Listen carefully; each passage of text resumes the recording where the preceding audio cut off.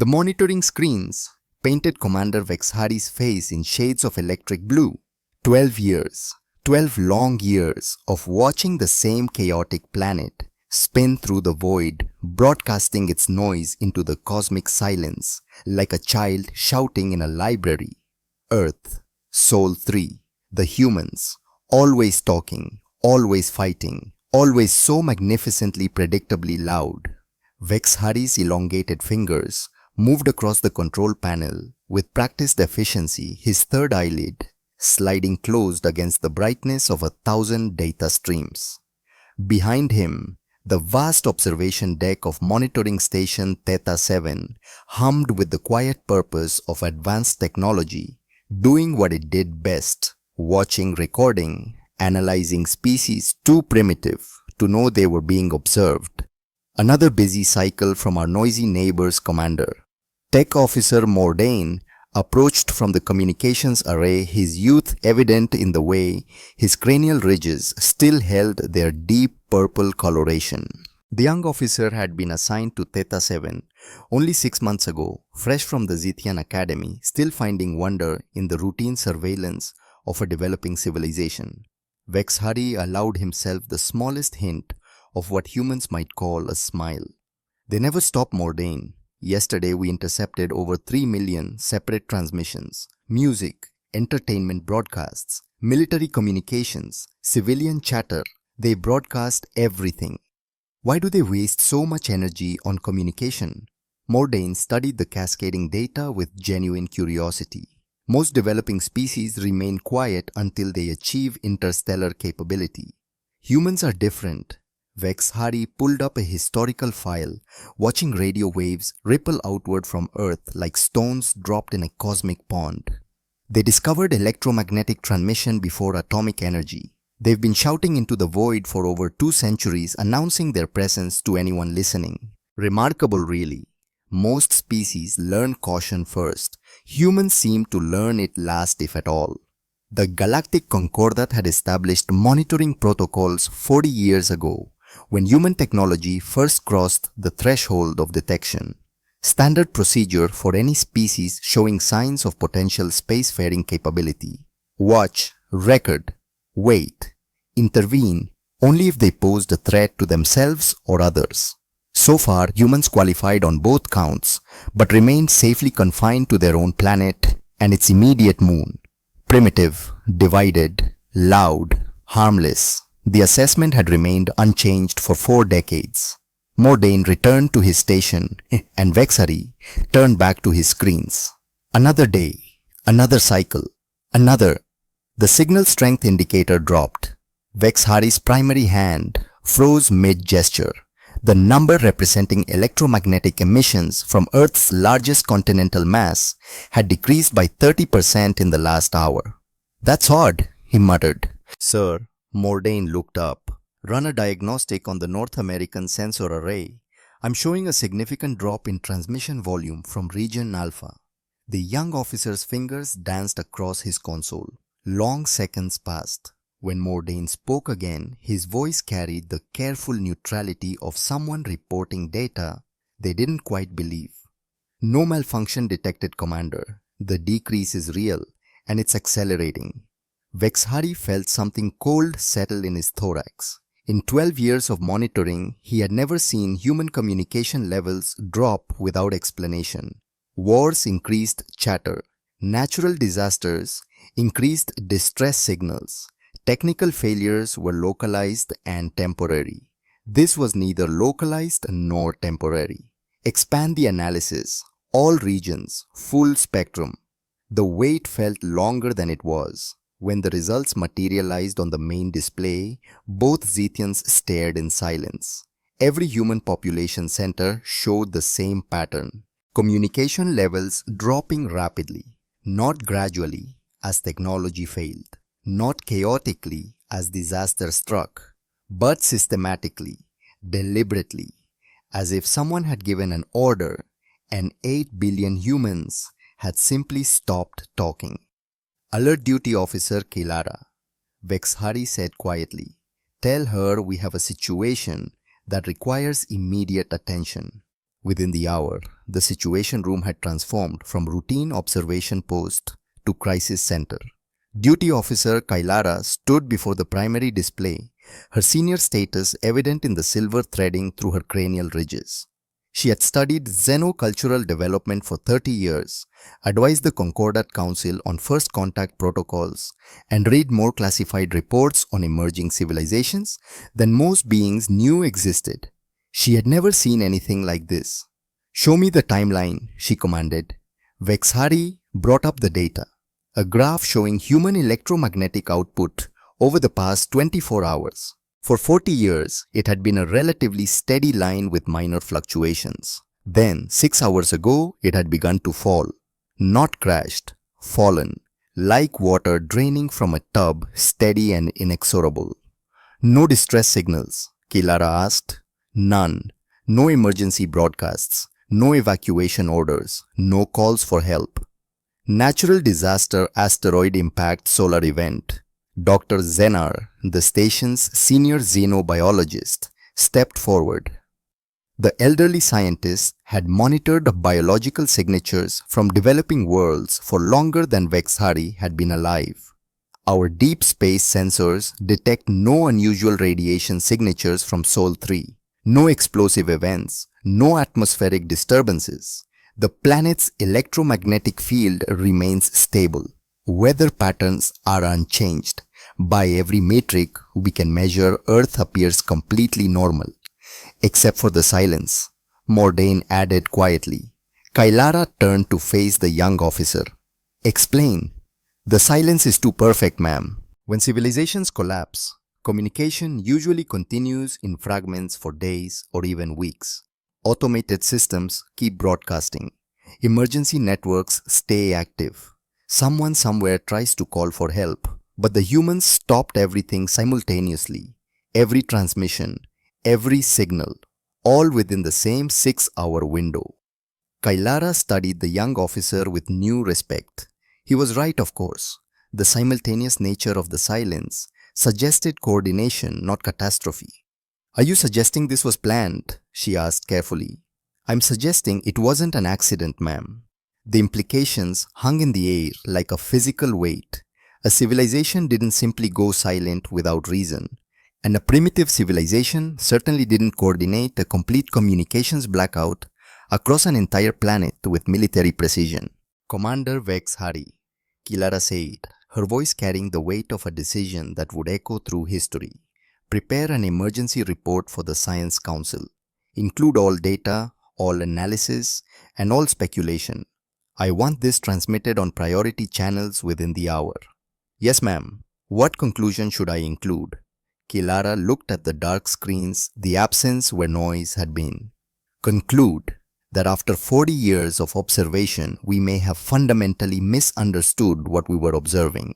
As the report was prepared and transmitted as monitoring stations throughout the galaxy confirmed the same impossible silence, none of them could have imagined they were witnessing the first phase of the most sophisticated strategic deception in galactic history.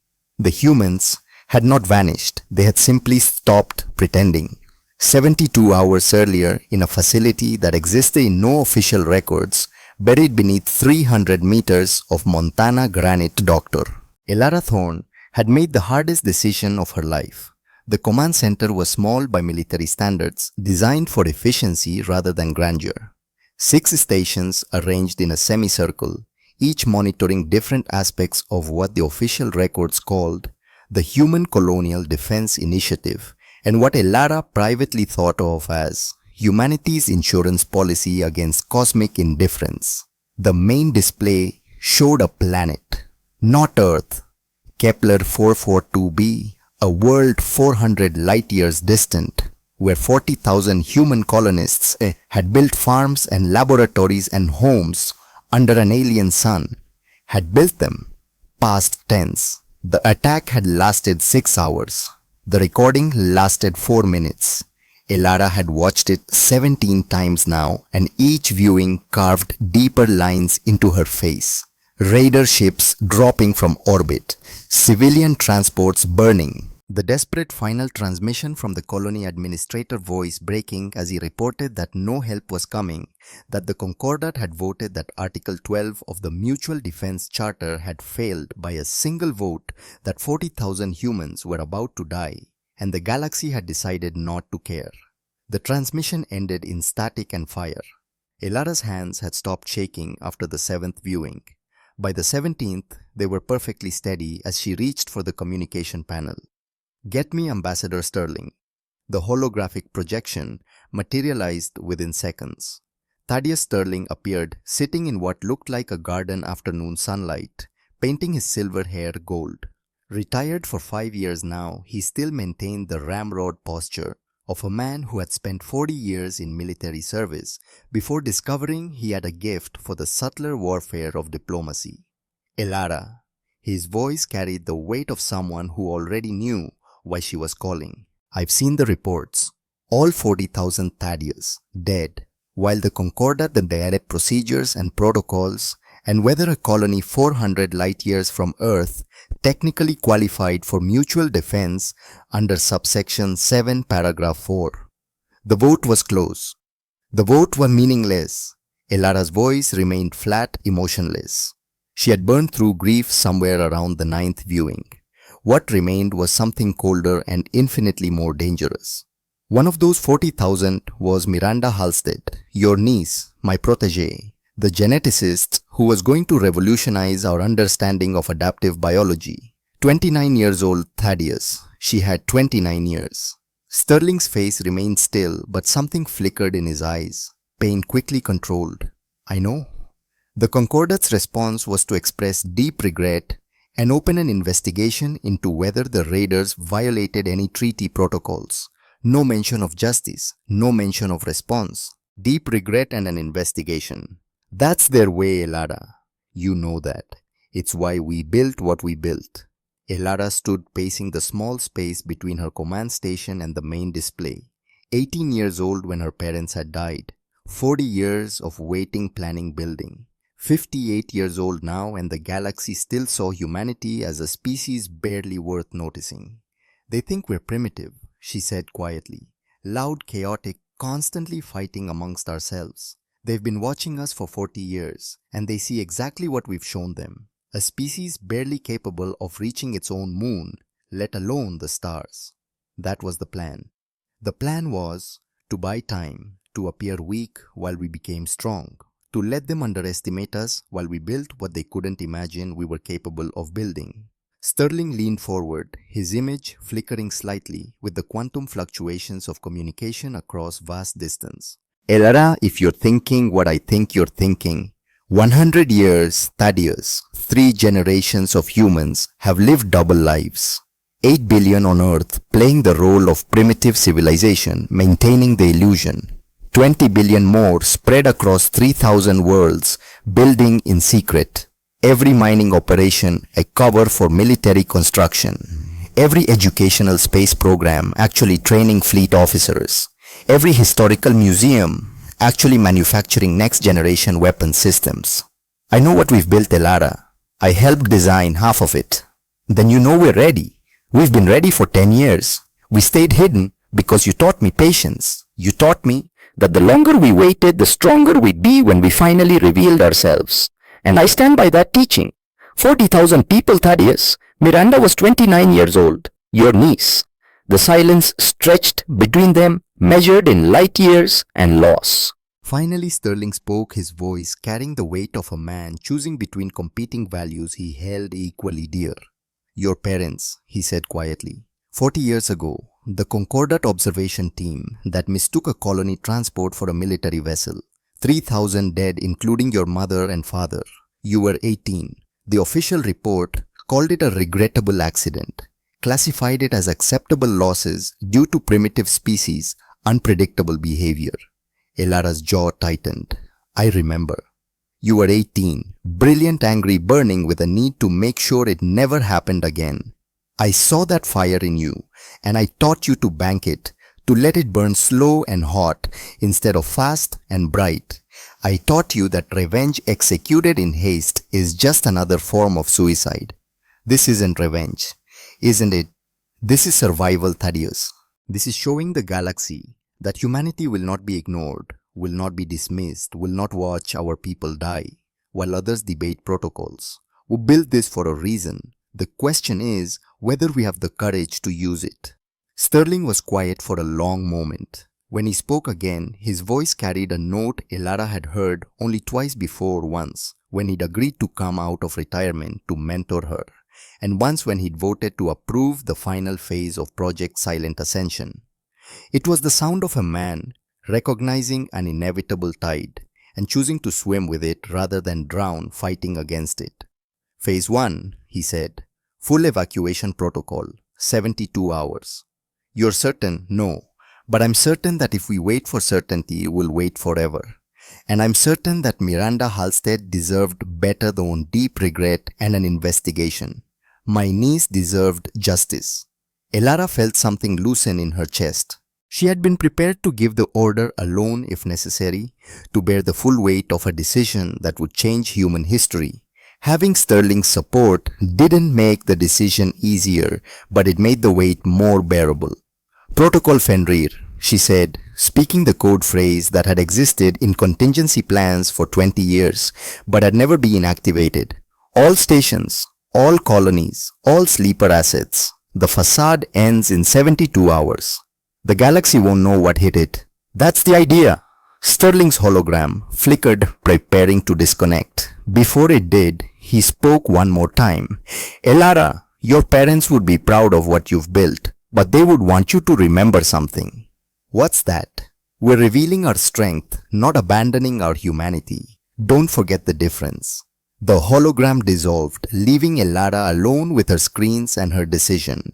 She pulled up a secondary display, watching data streams flow in from 3,000 worlds. Within minutes, the confirmation codes began arriving. Every colony, every installation, every carefully hidden military asset scattered across 500 light-years of space. All acknowledged, all ready, all waiting for her final word. Her fingers hovered over the transmission key. One press and 8 billion humans would begin the most precisely choreographed evacuation in history. One press and the lie humanity had maintained for a century would end. One press and the galaxy would learn that the primitive noisy species they'd been monitoring had actually been playing them for fools. She pressed the key. All stations, this is Colonial Defense Command. Protocol Fenrir is active. Phase 1 begins now. Timeline 72 hours. Final evacuation window closes at mark 000. All personnel will follow extraction procedures as rehearsed. All civilians will be notified through established channels. All systems will go dark on schedule. A pause. Then quieter, a personal message that would be heard by every human in the solar system. For 40 years we've pretended to be what they expected.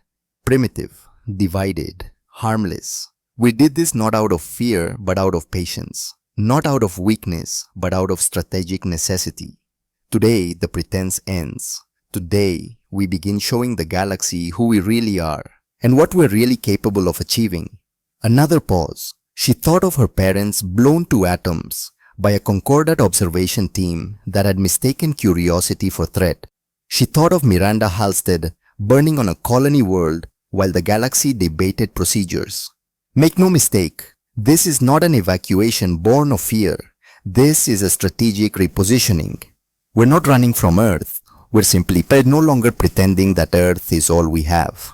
Phase 1. Go dark. Show them silence. Let them wonder. Let them worry. And when they've had time to imagine every possible disaster, every nightmare scenario, every worst case possibility, Elara smiled cold and precise. Then we show them the truth. Across Earth, the machinery of deception began its final operation. In New York, families locked their homes for the last time, every dish washed, every bed made, every possession arranged with careful precision. In Mumbai, power plants began automated shutdown sequences that would maintain basic functions but eliminate the constant electromagnetic chatter that had marked human civilization for 2 centuries. In Sao Paulo, the last commercial aircraft landed their transponders going silent in perfect coordination. In 72 hours, Earth would appear empty, abandoned, a mystery for the Concordat to puzzle over. But 8 billion humans weren't abandoning Earth, they were going home. To the real home the Concordat had never imagined existed. The stealth transports began arriving on the second day, landing in remote locations across every continent. They looked like the primitive cargo haulers the Concordat had observed for decades. But appearances, as humanity had proven, were magnificently deceiving. Each transport could carry 5,000 people in cryostasis. Each transport was equipped with quantum drives that bent space in ways the Concordat's best scientists considered theoretically impossible. Each transport would make the journey to the nearest colony world in 3 days, rather than the 40 years conventional physics suggested it should take. The Concordat had been observing Earth for 4 decades and had never detected a single one of them. They had been watching the house, never imagining that humanity had built a city underground. Elara stood in the command center watching the evacuation proceed with mechanical efficiency. Every family had practiced this drill 100 times. Every city had coordination protocols refined over decades. What the Concordats saw as chaotic humans, barely capable of organizing a municipal government, was actually a species that had learned to coordinate 8 billion people across a planet in complete silence. The irony was almost beautiful. Commander Thorne, the communications officer, a young woman named Lieutenant Reese, turned from her station. "We're receiving final confirmations from the Continental Coordination Centers. North America 97% evacuated, Europe 95%, Asia 98%, Africa 96%, South America 94%, Australia 99%. Stragglers, all accounted for. Final transports will depart in 6 hours. You're scheduled on the last flight from North America, ma'am." "I'll be on it, but not yet. Not while there was still work to do." Elara pulled up the communication logs, watching the systematic shutdown of human electromagnetic output. Radio stations going silent. Television broadcasts ending mid-program. Military communications shutting down with precision timing. Cell towers powering down in carefully orchestrated sequences. To anyone monitoring from space, it would look like civilization experiencing catastrophic failure. All the communication infrastructure going dark simultaneously, as if some plague or disaster had swept across the planet with impossible speed. Let them think disaster. Let them imagine catastrophe. Let them send their investigation teams to an empty world and find nothing but pristine homes and working infrastructure and the maddening absence of any explanation. The third day arrived with the quiet certainty of a plan executed perfectly. Elara walked through the command center one final time, checking each station, ensuring every system was set for automated operation. The lights would stay on, the water would keep running, the power grid would maintain itself. Everything would work perfectly, except for the 8 billion humans who wouldn't be there to use any of it. Ambassador Sterling's hologram appeared one final time as Elara prepared to leave. He stood in the same garden, but the light had changed. "Evening now, shadows growing long. All colonies report ready," he said. 20 billion humans holding their breath, waiting to see if a century of planning actually works. "It'll work." "You sound confident." "I am confident. We've run the simulations 1,000 times. Every variable accounted for. Every contingency planned. Except the human ones. You can't simulate how the Concordat will actually react when they discover what we've done." Elara picked up her command tablet, the physical symbol of authority she'd carried for 18 years. "You taught me that humans are uniquely good at one thing, Thaddeus. Adaptation. We thrive in chaos because we learn to create order from it. The Concordat has had 40,000 years of stable civilization. They've forgotten how to deal with genuine surprise. And you're about to surprise them comprehensively. That's the plan." Sterling's expression softened slightly. "Your parents would be proud, Elara." "And terrified, but mostly proud." "I hope so, because if this goes wrong, then we'll have revealed ourselves prematurely and given the galaxy a perfect target. I know. We all know. But staying hidden forever wasn't an option. Not after Kepler 442b. Not after they proved they let humans die rather than inconvenience themselves with our protection. Elara nodded slowly. 40,000 dead. The Concordat expressed deep regret. You know what I want to express. I'm afraid to ask. Absolute certainty. I want them to look at humanity and know with perfect clarity that we will never again be victims. That we will never again wait for their protection or their permission. That we are not the primitive species they thought they were watching. Then go, Sterling said quietly. Go show them what we've become. The transport waited on the tarmac of what had once been Malmstrom Air Force Base. Sleek dark, humming with barely contained power.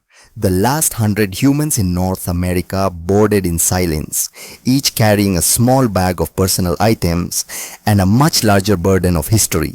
Elara was the last to board.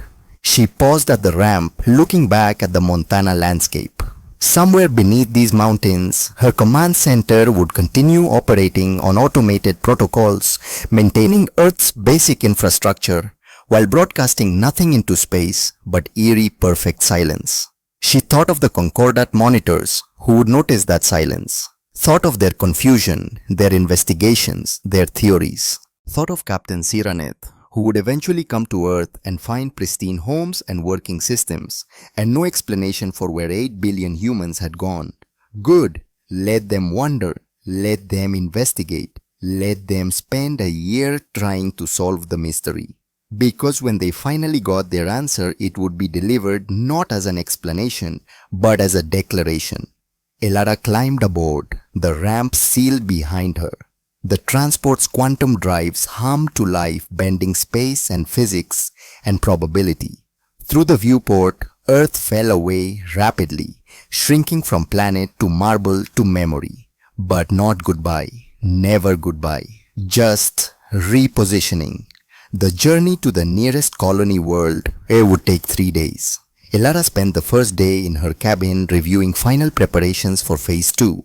The second day, she walked among the cryosleep pods, looking at the faces of humans who had lived their entire lives maintaining the greatest deception in history. On the third day, she stood on the bridge as the colony world came into view. New Britannia, the humans called it, though no Concordat survey had ever detected its existence. A terrestrial world orbiting a G-type star, terraformed over 80 years, home to 3 million humans, living lives the Concordat had never imagined existed. The transport descended through atmosphere and Elara got her first look at what humanity had built in secret. Cities that rivaled anything on Earth. Spaceports busy with traffic the Concordat had never detected. Orbital platforms bristling with defensive systems the Concordat's threat assessments had never imagined humans possessing. And ships, thousands upon thousands of ships. Sleek vessels that bore the aesthetic of human design but the capability of something far beyond what Earth's primitive technology should have produced. The transport landed at the Capitol complex and Elara emerged into sunlight that wasn't Sol's. The air smelled different. The gravity felt lighter. The sky showed stars even in daytime constellations no human had seen from Earth. But the people were human. Earth human, speaking English and Mandarin and Spanish and Hindi and 100 other languages. Wearing clothes that would have looked perfectly normal in New York or Mumbai or Sao Paulo. Living lives that were simultaneously completely alien and fundamentally familiar. A delegation waited it at the landing platform. Military officers in uniforms that bore Earth's flag. Scientists whose research existed only in databases the Concordat had never accessed. Politicians who governed worlds the Concordat had never mapped. At the head of the delegation stood a woman in military dress uniform. Fleet Admiral Sarah Richardson, commander of what humanity called the Colonial Defense Fleet. 53 years old, born on New Britannia, who had never set foot on Earth but spoke with an accent that could have come from any American city. Ambassador Thorne, she said formally, offering a crisp salute. Welcome home. Elara returned the salute. Admiral, status report. Phase 1 complete across all 3,000 colony worlds, 8 billion Earth residents in transit, with 99.6% now safely in colonial space. Stragglers will arrive within 48 hours. And Phase 2. The Admiral's expression shifted, revealing something that might have been anticipation or might have been carefully controlled eagerness. All fleet elements report ready. 497,000 vessels ranging from corvettes to dreadnoughts, all equipped with full stealth systems, all positioned and waiting for activation command. Concealment status. We've maintained complete stealth for the entire year of the Concordat investigation period.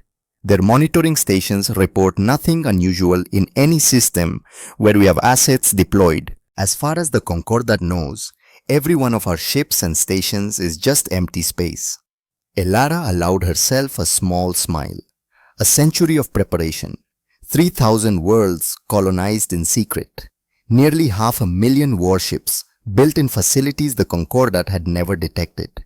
20 billion humans living lives the galaxy's most advanced surveillance systems had completely failed to observe. And now, the moment of truth. Inform all fleet commanders, Elara said quietly. Phase 2 begins in 72 hours. When the Concordat comes looking for answers about Earth's silence, we're going to give them an answer they'll never forget. Admiral Richardson's smile matched hers. It's going to be quite the shock, Ambassador. That's the idea, Admiral. We spent a century teaching them to underestimate us. Now we get to spend about 5 minutes teaching them that was a mistake. Above them, invisible to any Concordat sensors, nearly 500,000 warships waited in perfect silence. Soon that silence would end. Soon the galaxy would learn that humanity's greatest weapon wasn't technology or firepower or numbers. It was patience. And humanity had just run out of patience. Captain Siraneth had conducted 17 first contact missions in her 20-year career with the Concordat Exploratory Service. She had walked on worlds where the air itself was toxic poetry, negotiated with species whose concept of individuality was so fluid it made pronouns meaningless, and once spent 6 months teaching a colony of crystalline beings why murder was generally considered impolite. None of that had prepared her for Earth. The bright explorer descended through atmosphere that tasted of nitrogen and oxygen in proportions that sang of biological compatibility. Sensors showed a planet in perfect ecological balance, cities intact, infrastructure humming with automated efficiency. Every metric suggested a thriving civilization, except for the 8 billion missing people. Atmospheric composition normal, reported Dr. Zener from the science station. The xenobiologist's multifaceted eyes reflected the data streams in fragments of colored light. Oxygen levels consistent with sustained biological activity. Nitrogen balance unchanged. Particulate analysis suggests industrial activity ceased approximately 3 months ago, but environmental systems continue operating at baseline parameters. Life science. Siraneth kept her voice neutral professional. Inside her third heart was beating faster than the other two. Abundant, birds, mammals, insects, marine life, all within expected ranges for a Class M planet with established biosphere, but no signals matching human biological signatures. Not in this city, not anywhere we can scan. The ship settled into Central Park with barely a whisper. Through the viewport, New York City stretched in every direction, a monument to human ambition rendered in steel and glass and absolute silence. Traffic lights continued their eternal dance of red, yellow, green, directing vehicles that would never come. Digital billboards cycled through advertisements for products no one would buy. Somewhere a flag moved in wind that carried no voices. Full environmental suits, Siraneth ordered. We don't know what happened here. Standard biohazard protocols until we confirm the absence of plague or toxins. Engineer Tokran, whose species had evolved in the crushing atmosphere of a gas giant moon, checked his suit seals with 4 hands simultaneously. Captain, our sensors show no biological hazards. Whatever happened here, it wasn't disease. Standard protocols, engineers. I don't take chances with my crew's lives based on sensor readings alone. They descended the ramp into silence, so complete it felt physical. Sound existed, wind through buildings, the distant hum of electrical systems, birds calling in trees. But it was the wrong kind of sound. Background noise, without the foreground of civilization. An orchestra playing while the audience had vanished between movements. Dr. Zenar knelt to examine the grass running scanners across soil that showed recent human contact. DNA traces everywhere. Skin cells, hair follicles, the biological debris of daily life. But nothing recent. 3 months old, maybe 4. As if every human on the planet simply stopped shedding biological material at exactly the same moment. People don't work that way, murmured Dr. Helora, the team's archaeologist. She had spent 40 years studying the rise and fall of civilizations across the galaxy. Even in the fastest pandemics, some survive.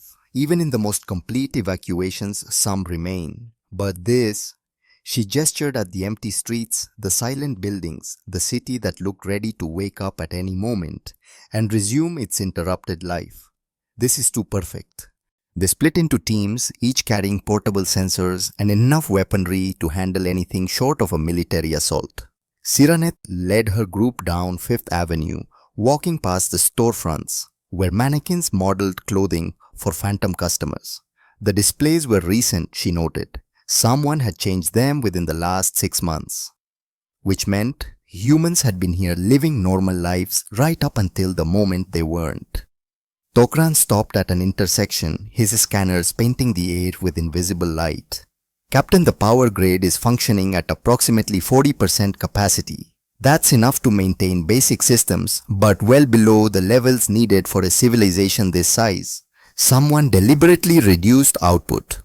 Automated systems reducing to standby mode.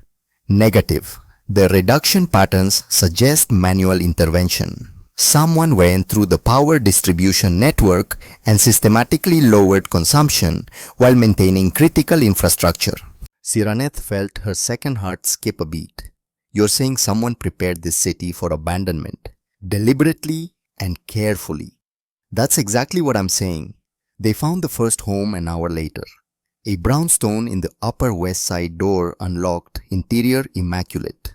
Dr. Helora moved through the rooms with the careful reverence of someone who understood she was walking through frozen time. Look at this, she called from what appeared to be a living space. Furniture arranged, books on shelves alphabetized, kitchen cleaned, no dishes in the sink, no food left to rot, beds made with hospital corners. This wasn't evacuation. This was preparation. In a child's bedroom, Siraneth found a note written in careful handwriting on paper that still smelled faintly of ink, the human language, translated easily through her neural interface. To whoever finds this, we're not running away. We're going home, the real home you never knew existed. She read it 3 times each word, hitting like a physical blow. Not running, going home, a home that exists somewhere the Concordat had never detected. Captain, Tokran's voice carried urgency. I found something at the communications facility. You need to see this immediately. The facility occupied what humans had called a data center room after room of computer systems humming with quiet purpose. But throughout the complex mounting brackets stood empty heavy cables, terminated in nothing cooling systems, maintained temperatures for equipment that wasn't there. Tokran projected a holographic schematic showing the missing components. These mounting signatures match advanced quantum processing cores. The power requirements suggest computing capability far beyond anything in our records of human technology. And these coolant systems, he paused, his expression cycling through confusion and dawning comprehension. Captain, these coolant systems are designed for equipment that generates heat signatures consistent with quantum entanglement communication arrays, the kind of technology that would allow instantaneous communication across interstellar distances. That's impossible. Quantum entanglement communication is theoretical. Even the Zethian Empire hasn't successfully implemented it. Then, either our theories are wrong or the humans have been considerably more advanced than we believed. Siraneth stood in the empty facility surrounded by the ghosts of technology that shouldn't exist and felt the first real stirrings of fear. Not fear of what had happened to the humans, fear of what the humans might have done. Get me Dr. Zenar. Tell him to expand the biological survey to include any traces of advanced technology integration. I want to know if the humans were using biological or cybernetic enhancements we didn't detect. You think they were more advanced than they appeared? I think, Siraneth said slowly, that we may have been watching a performance, and we just realized that it was a performance about 3 months too late. The investigation expanded globally over the next 2 weeks. Every continent told the same story. Tokyo, empty, pristine power systems running at minimal capacity. London abandoned, organized, no signs of struggle. Mumbai vacated, cleaned preparation evident in every detail. Sao Paulo departed, maintained infrastructure humming purposefully, despite the absence of anyone to use it. Everywhere, the same message in different languages. Going home. The real home. Not running. At the Kennedy Space Center in Florida, they found the most disturbing evidence yet. Tokran stood on a launch pad marked with blast patterns that made his engineering background scream impossible conclusions. These thermal signatures, he said, his voice barely above a whisper, indicate engine outputs at least 10 times more powerful than anything in human records. The thrust-to-weight ratios suggest propulsion systems that violate our understanding of their technological capabilities. Dr. Zenar knelt at the pad's edge, scanners revealing molecular structures altered by heat and force. Whatever launched from here was massive, and there are 47 other pads showing similar patterns across this facility alone. How many worldwide? Preliminary surveys suggest over 300 launch sites with recent heavy activity. If each site launched vehicles of the size these signatures suggest, the calculation hung unspoken between them. Hundreds of massive spacecraft launched in secret, carrying 8 billion humans to destinations unknown. Captain, Doctor, Helora's voice crackled over the communication channel. We found something at what the humans called the Cheyenne Mountain Complex. You need to see this now. The facility was buried under granite and reinforced with metals that suggested military purpose. Most of it had been stripped equipment removed with the same careful precision they'd seen everywhere else. But in one deep chamber, a single console remained active, its screens cycling through data in human languages and mathematical notations that spoke of sophistication far beyond primitive status. And then as they watched, a message appeared on every screen simultaneously. Simple text, repeating in every human language and impossibly in perfect galactic standard. Phase 1 complete. Initiating Phase 2 protocols. Standby. The message repeated for exactly 60 seconds. Then the screens went dark, the console powered down, and the facility returned to silence. Siraneth stared at the dead screens, her 3 hearts now beating in perfect synchronization, which in her species indicated either perfect calm or absolute terror. She knew which one she was experiencing. Someone recorded that message specifically for us, she said quietly. They knew we'd come, knew we'd investigate, knew we'd find these facilities, and they left us a message that tells us exactly nothing except that whatever they did was planned, is ongoing, and has multiple phases. Should we report to Concordat Command? Asked Tokran. Yes, but what exactly do we report? That 8 billion humans vanished in what appears to be a carefully organized evacuation to destinations unknown, using technology we didn't know they possessed, for purposes we can't even guess at, and that they're kind enough to tell us they're executing a multi-phase operation while providing zero details about what that operation actually entails.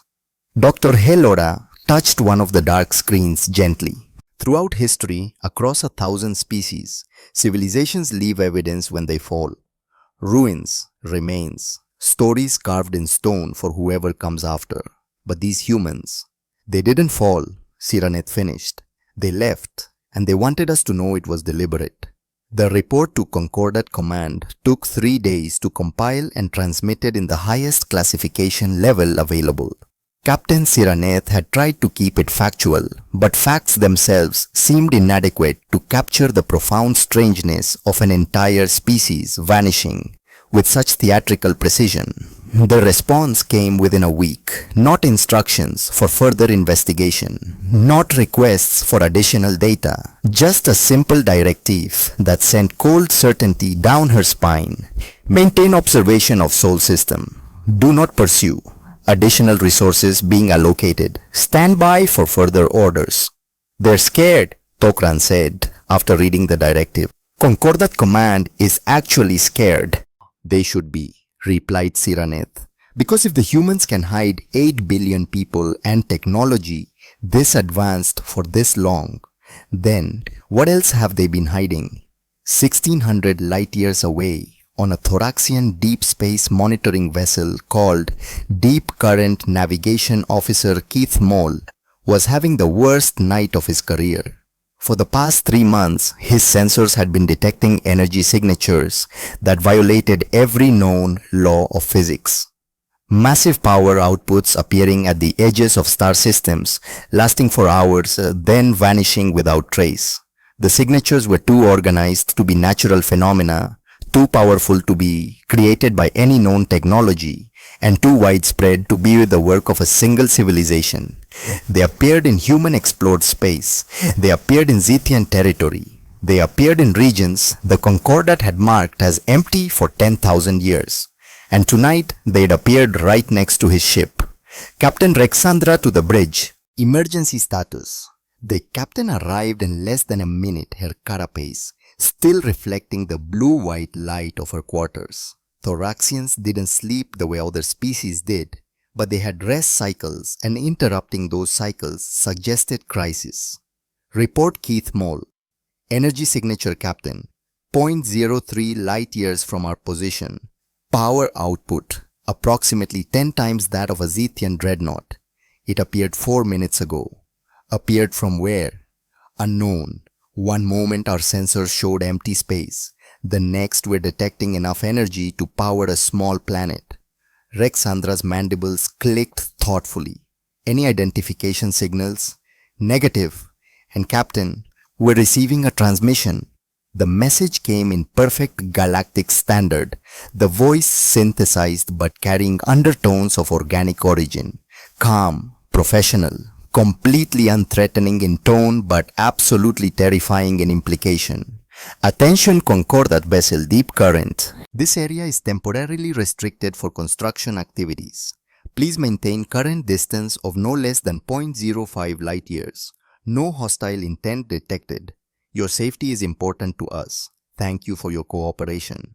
The transmission ended. The energy signature continued pulsing with steady rhythm that suggested machinery of incomprehensible scale.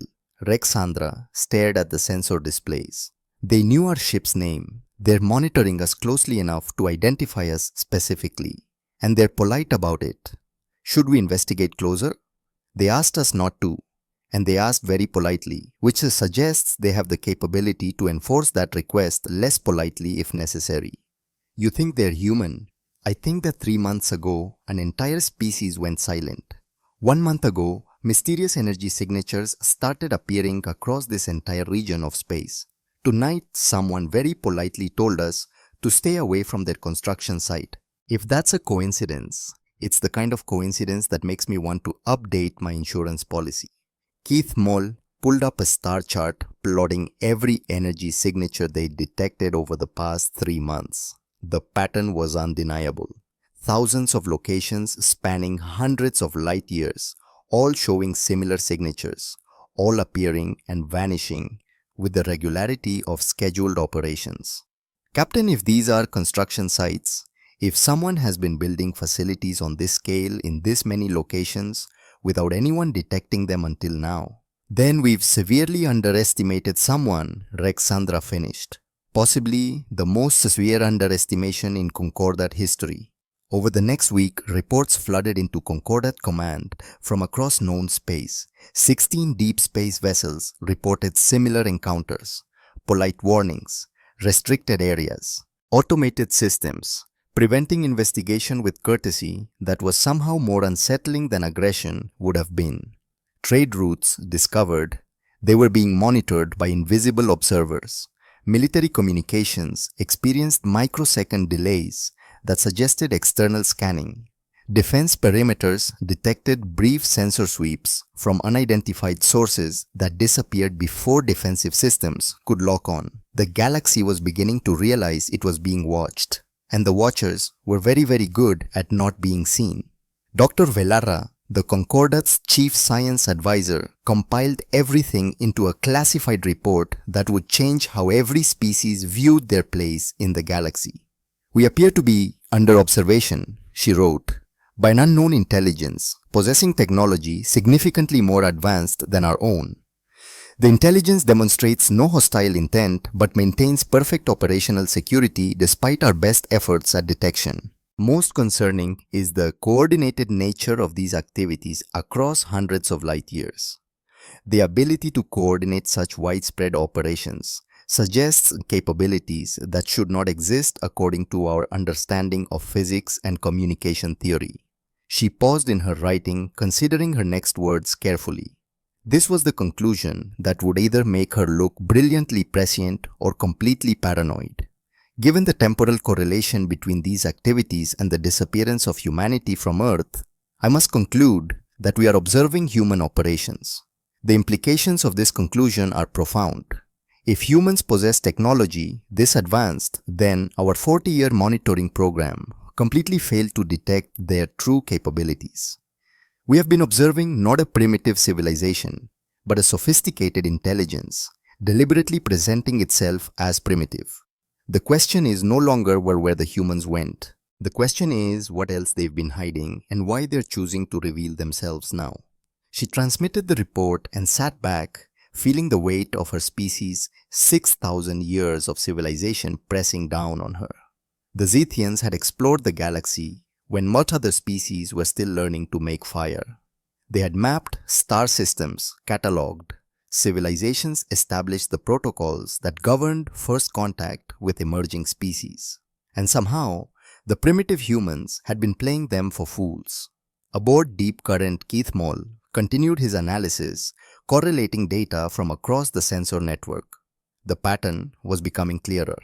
Not random construction sites, not scattered operations, but a coherent network of installations, carefully positioned, strategically distributed. "Captain," he said during the daily briefing, "I have overlaid our energy signature data with the historical human exploration routes we have on file." He displayed the result. Red markers showing energy signatures, blue lines showing where human spacecraft had been detected over the past 40 years. The correlation was undeniable. 73% overlap. These facilities, or whatever they are located in regions the humans explored. Regions where our monitoring was lightest because we assumed humans didn't have the capability to establish permanent presence. Science officer Helmara, who had been silent throughout the briefing, finally spoke. Her voice carried the weight of someone articulating a truth they wished wasn't true. "We thought we were watching humans learn to reach their moon. We were actually watching them establish a colonial empire spanning hundreds of light years. We thought we were monitoring primitive spacecraft struggling to achieve orbit. We were actually observing a fraction of a fleet that was keeping most of its capability hidden. We thought we were documenting a species barely capable of radio communication. We were actually being shown exactly what they wanted us to see. While they built something we never imagined they could build," Keith Moll added quietly. Chief Engineer Morgath, a gruff Thoraxian who prided himself on practical thinking unclouded by speculation, made a sound that might have been respect or might have been fear. "For 100 years, he said, while we watched Earth and saw primitive chaos somewhere out there, humans were building this. Thousands of installations, technology we can barely detect, coordination across distances that shouldn't allow it, all while maintaining the illusion that they could barely reach their own moon. The question," Captain Rexandra said, "is why? Why hide? Why build in secret? Why maintain the illusion of primitive status for so long?" Helmara pulled up historical records, scrolling through decades of first contact protocols and integration failures. 40 years ago, a Concordat observation team misidentified a human colony transport as a military threat, destroyed it. 3,000 humans died. The incident was classified as an acceptable accident due to primitive species unpredictability. The bridge fell silent. The implication was too enormous to voice, but impossible to ignore. They've been hiding, Helmara continued, because they learned that appearing primitive can be fatal. They've been building in secret because they understood that the Concordat responds to strength, not need. They maintained the illusion because it kept them safe, while they became powerful enough that it wouldn't matter anymore. Powerful enough for what? Asked Morgath. To reveal themselves, on their terms, from a position of absolute strength rather than vulnerable honesty. Rexandra stood her carapace reflecting the bridge lights in patterns that suggested deep thought. Send priority alpha transmission to Concordat command. Include all analysis, all correlations, all speculation. Recommended conclusion. We have severely underestimated human technological development and strategic capabilities. Further recommended what we should probably expect them to announce themselves soon, and when they do, we should be prepared for our entire understanding of galactic power dynamics to change. You really think they'll reveal themselves? Officer Keith Mole, they've been leaving breadcrumbs for us to follow. The perfect silence on Earth, the Phase 2 message, the polite warnings from invisible installations. They're not hiding anymore. They're preparing us, getting us used to the idea that something big is coming. What could be bigger than what we've already discovered? Rexandra's expression would have been a smile in a species that smiled. If I were a species that had successfully hidden my true capabilities for a century, and I decided it was time to reveal myself, I wouldn't do it quietly. I'd do it in a way that made absolutely certain nobody ever underestimated me again. Meaning I think the humans are about to make an entrance, and I don't think it's going to be subtle. 1 year after Earth went silent, Admiral Tex Vara commanded the most powerful Concordat military force assembled in peacetime. 30 dreadnoughts, each capable of reducing a planet to radioactive ash. 50 cruisers, weapons platforms that could engage targets across light seconds. 200 support vessels bristling with sensors and defensive systems. All positioned at the edge of the Sol system, watching, waiting, trying to understand where 8 billion humans had disappeared to and why the galaxy was suddenly full of invisible observers who said, "Please and thank you," while preventing investigation. "Admiral," the voice of her sensor officer carried the careful neutrality of someone reporting data they didn't quite believe. "We're detecting unusual energy signatures. Jupiter region." Dex Vara had spent enough time in command to know that unusual was never good. Define unusual. Massive power outputs, multiple sources, appearing simultaneously across the entire Jupiter orbital region. Natural phenomena. Negative. The patterns are too organized. Someone is powering up large systems, very large systems. Put it on main display. The holographic projection showed Jupiter in all its massive glory bands of colored clouds swirling in eternal storm, and around it, nothing. Empty space, the natural moons in their expected orbits. Nothing else. Except the sensors were screaming that empty space was anything but empty. Run a deep spectrum scan, Tex Vara ordered. Maximum resolution. I want to know what's generating those power signatures. The scan took 4 minutes. 4 minutes that felt like 4 hours. When the results appeared, every officer on the bridge stopped what they were doing and stared in silence, so complete it felt like the vacuum beyond the hull had leaked inside. Where their sensors had previously shown empty space structures now appeared. Massive structures. Space stations each large enough to dock a Concordat dreadnought. Manufacturing facilities that dwarfed the largest construction yards in Zethian space. Shipyards, dozens of shipyards, each capable of producing vessels on a scale that shouldn't be possible. How long have those been there? Tex Vara's voice came out as barely a whisper. Chief Science Officer Amdain was frantically running analysis.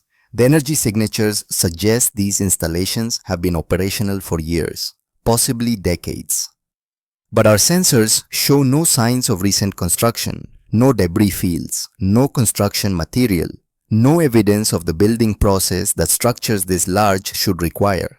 Then how did we miss them? We didn't miss them, Admiral. They were hidden. Advanced stealth technology far beyond our current capabilities. These installations were here all along. We've been scanning this region for a year. They were invisible until approximately 8 minutes ago when someone decided to power them up and let us see them. Texvara felt something cold settle in her thorax. Someone had built this, in secret, under constant concordant observation, and they'd hidden it so perfectly that the galaxy's most advanced sensors had detected nothing until the moment they chose to reveal themselves. Admiral, the tactical officer's voice carried an edge close to panic. Ships are emerging from those installations. Multiple ships, large vessels. The holographic display updated. From docking bays that had appeared empty moments ago, spacecraft began to emerge. Not the primitive rockets the Concordat had observed struggling to reach Earth's moon. These were warships, sleek, powerful, massive vessels that moved with the precision of advanced technology and careful training. Count Texvara asked. 48 vessels so far. No. 120. Admiral, they're still coming. 240. 400. 800. The emergence continued. Ships appearing from concealment, organizing into formations that demonstrated tactical knowledge and coordination far beyond anything primitive humans should possess. Each vessel bore design aesthetics that were clearly human, something in the whole geometry, the propulsion signatures, the way they moved through space, but the sophistication was orders of magnitude beyond concordant intelligence assessments. 12,000 vessels now, Admiral. 24,000, 48,000. Texvara watched the numbers climb with a growing sense of unreality. This couldn't be happening. No civilization could hide a fleet this large. 96,000, 150,000, 200,000. But it was happening, right there on her displays. Nearly 250,000 ships emerging from concealment with the precision of a plan, executed perfectly. Admiral, emergence is continuing. 300,000, 400,000. The tactical officer's voice had gone from panic to something like awe. Final count, he reported, his voice shaking. 497,612 vessels. The bridge fell silent. Nearly 500,000 ships, more than all concordant and military forces combined. A fleet that shouldn't exist, built in secret, hidden under stealth, so perfect, it had remained undetected until this moment of deliberate revelation. That's impossible, whispered Methane. The resources alone, the manufacturing capacity, the coordination required. But it wasn't impossible. It was right there on the display. Nearly 500,000 vessels organizing into formations, so complex they looked like living geometry. Moving with such perfect synchronization, it suggested communication systems that operated faster than light itself should allow. Admiral, the communications officer's voice cut through the shocked silence. We're receiving a transmission. Source large vessel near Earth's moon. Energy signature suggests the vessel is approximately the size of a small asteroid. Put it through. The voice that filled the bridge spoke perfect galactic standard. Female. Calm, carrying the absolute confidence of someone who knew they held every advantage and saw no reason to pretend otherwise. Greetings, neighbors. This is Ambassador Dr. Elara Thorne, representing the Human Colonial Administration. Texvara exchanged glances with Methane.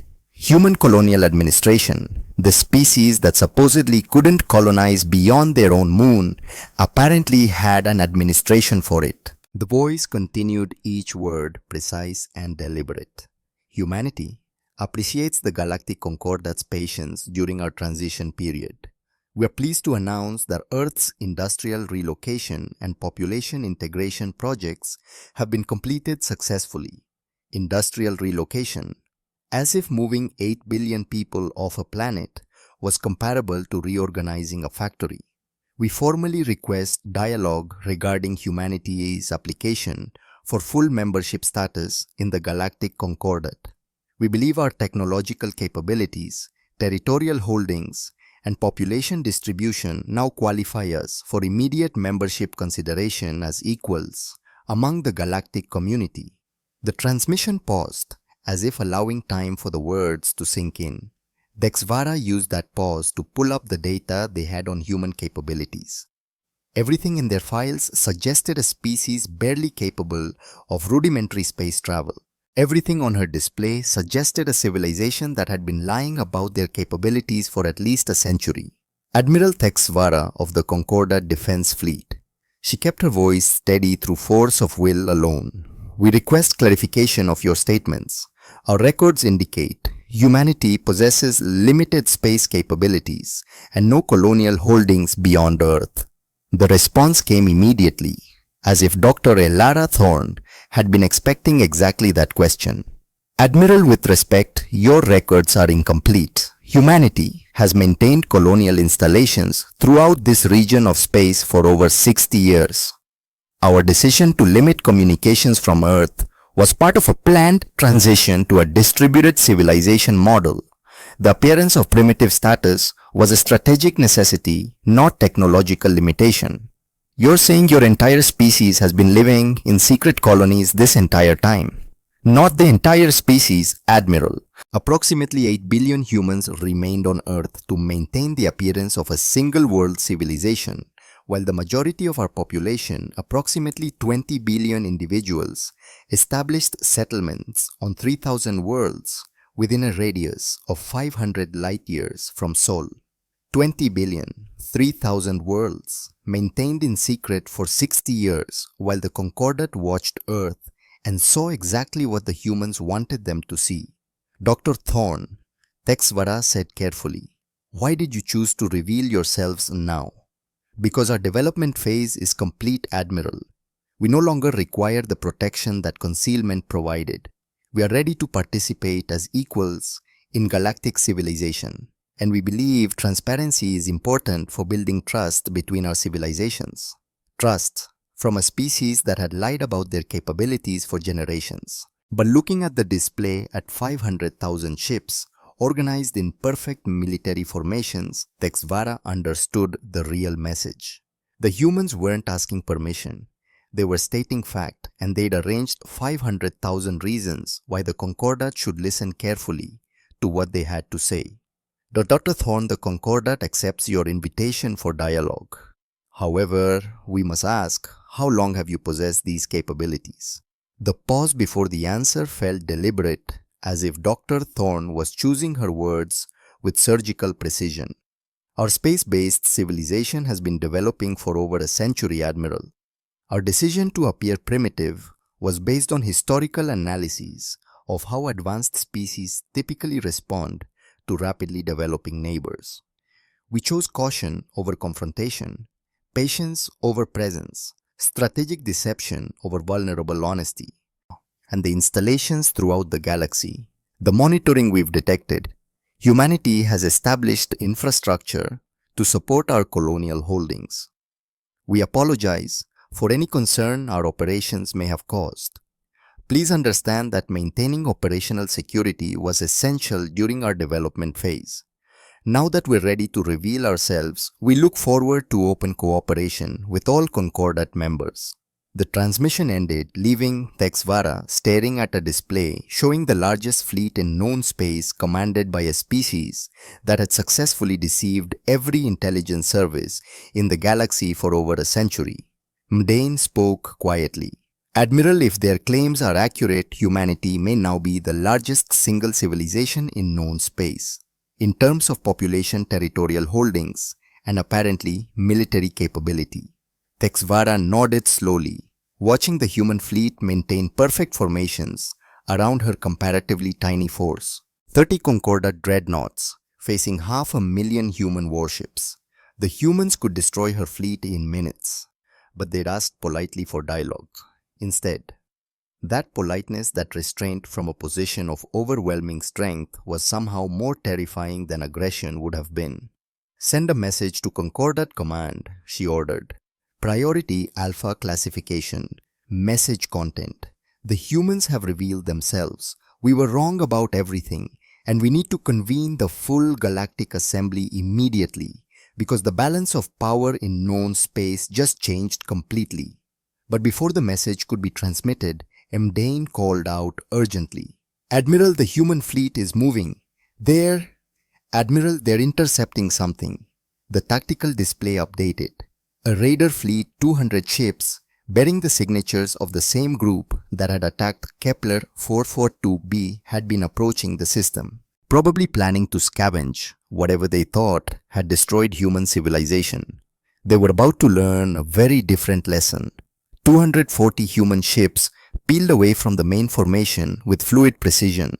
The raiders saw them coming and began evasive maneuvers, but it was like watching children run from tigers. The human vessels moved with surgical precision. Energy shields absorbed incoming fire and somehow redirected it back at the attackers. Gravity weapons pulled raider ships out of formation without destroying them. Precision strikes disabled engines and weapons without breaching hulls. 4 hours. The battle lasted exactly 4 hours. When it ended, 120 raider ships had been destroyed, most by their own redirected fire. 80 had been disabled and captured, their crews extracted and placed in containment fields. Human casualties, 0. Not a single ship damaged. Not one human injured. How is that possible? Mdane whispered. The answer came in the form of a transmission. The same calm voice from earlier. Admiral Texvara, we've secured the raider forces. Medical teams are treating their wounded. We'll transfer prisoners to Concordat custody when you're ready. These are the same raiders who attacked Kepler 442b last year. We believe you'll find their capture satisfying. There was the slightest edge in that last word, not quite anger, not quite satisfaction. Something colder and more controlled. You've only seen what we wanted you to see, Admiral. The voice added quietly. We've been ready for this conversation for quite some time. We were simply waiting for the right moment to have it. The transmission ended. Texvara stared at the tactical display. The human fleet was already repositioning, forming up around Jupiter again, as if a battle that demonstrated combat capability, that rewrote every tactical manual in Concordat space, had been a minor inconvenience rather than a statement of overwhelming superiority. Mdane found her voice. Admiral, we need to reconsider every assessment we've ever made about human capabilities. Yes, Texvara said quietly. We do, and I think we need to do it very, very quickly. As the message was prepared and transmitted, Texvara looked out at the human fleet and realized that humanity had just taught the galaxy a lesson it wouldn't forget. The most dangerous assumption in existence was thinking you knew what your neighbors were truly capable of doing. And the galaxy had just learned that lesson the hard way. The Galactic Assembly Hall had witnessed 40,000 years of history. Wars declared and peace negotiated. Species welcomed and alliances forged. The great debates that shaped civilizations and the quiet compromises that prevented their destruction. But it had never witnessed anything like this. 37 species filled the massive chamber, representatives from every corner of Concordat space. The Zethians, with their elongated craniums and contemplative demeanor. The Thoraxians, whose carapaces reflected light in patterns that spoke of emotion. The Andorians, who existed partially in dimensions other species could barely perceive. The crystalline collective, whose very thoughts created harmonic frequencies in the surrounding air. All gathered to address what the emergency session protocols called the human question. Council Speaker Velnara, whose silver threading marked her as elder among the Zethians, called the assembly to order. At 68 years old, she had led the Concordat for 12 years through disputes and discoveries, always maintaining the careful balance that kept 37 species working together instead of tearing each other apart. She had never felt the weight of that responsibility more acutely than in this moment. We gather today, she announced, her voice carrying across the chamber through translation systems that rendered her words in 37 languages simultaneously, To address the formal application for membership submitted by the Human Colonial Administration, Dr. Elara Thorne, Ambassador for Humanity, will present their case. The doors opened. Dr. Elara Thorne walked into the chamber alone, and somehow that made her presence more commanding rather than less. She wore a simple blue diplomatic uniform, bearing no decorations save a small pin showing Earth and its moon, the planet everyone had thought was humanity's only home, and the silver rock humans had supposedly struggled to reach. The irony was not lost on anyone in the chamber. At 58 years old, Elara's silver hair and the lines around her eyes spoke of experience, earned rather than time merely endured. She moved with the precise economy of someone who had spent a lifetime learning that every action, every word, every gesture carried weight and consequence. Her blue eyes swept across the assembly with a gaze that assessed and catalogued, missing nothing. She walked to the central speaking platform like she owned it.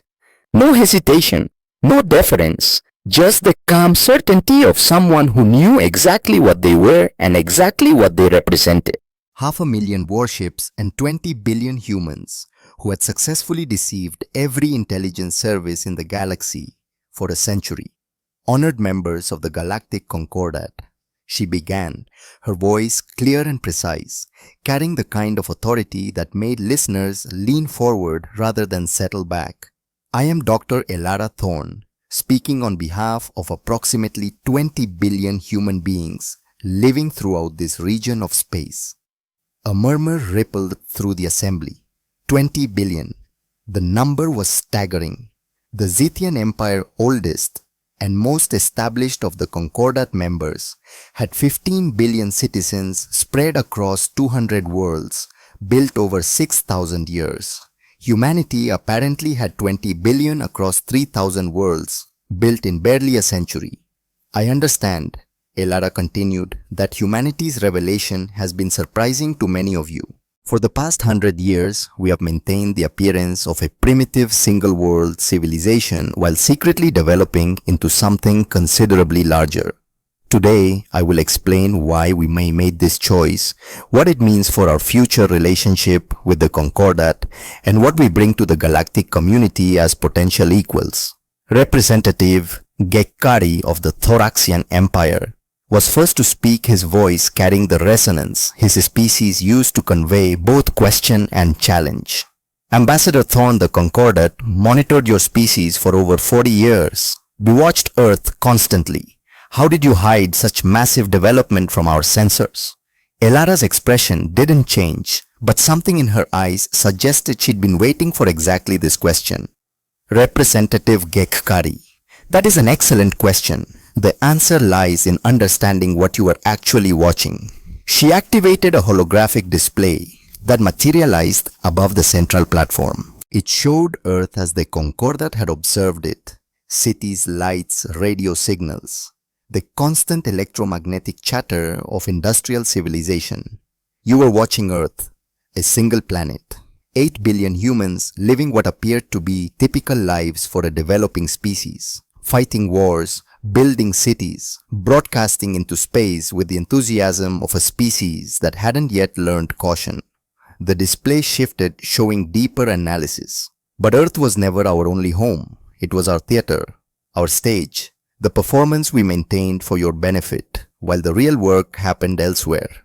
The display expanded, showing star systems spreading outward from Sol in an expanding sphere. Hundreds of systems, thousands of worlds, each one marked with human presence.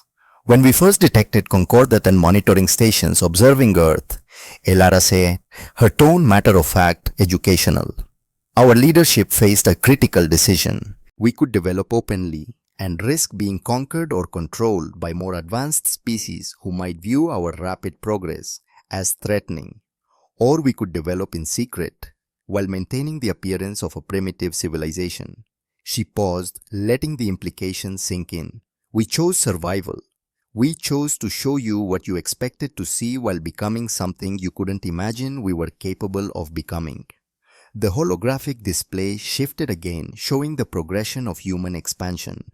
Small outposts in uninhabited systems, larger installations hidden within asteroid fields, entire cities constructed in the empty spaces between stars where no one thought to look because no one believed humans could reach that far. We began with hidden mining operations disguised as natural formations. Those supported manufacturing facilities built inside hollow moons, which in turn supported full colonial settlements established on worlds the Concordat had surveyed and dismissed as uninteresting.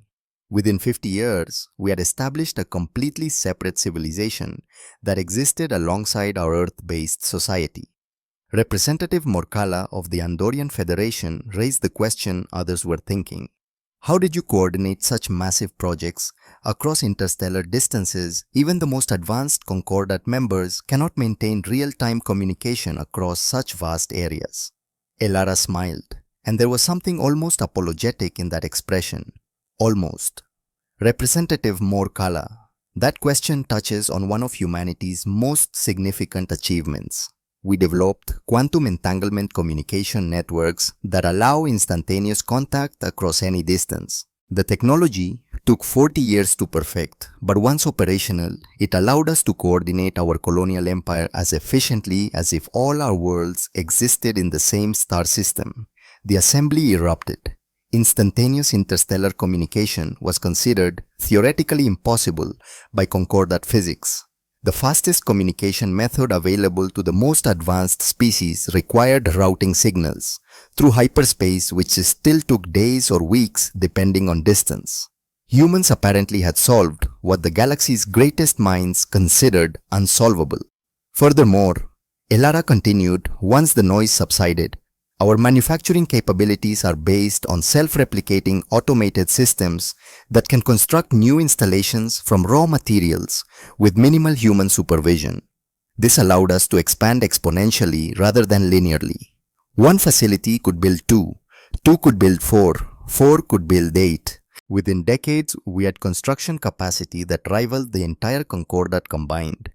She activated another display showing real-time feeds from hundreds of locations. Bustling cities on distant planets, their architecture unmistakably human, but built on a scale that suggested confidence rather than survival. Massive space stations orbiting stars the Concordat had never bothered to catalogue. Fleets of spacecraft moving between systems with the casual frequency of trains on a schedule. These are live feeds from human settlements throughout a 500 light-year radius from Earth. As you can see, human civilization is both extensive and highly developed. We are not asking for membership from a position of need or weakness. We are requesting recognition as equals who have earned their place through capability and achievement. Representative Helnath of the Crystalline Collective raised a concern that resonated in harmonic frequencies the translation systems struggled to parse. When the meaning came through, it carried the weight of crystallized skepticism. Ambassador Thorne, why should the Concordat trust a species that has been deliberately deceiving us for decades? Your entire relationship with us has been built on lies. What basis for trust can possibly exist?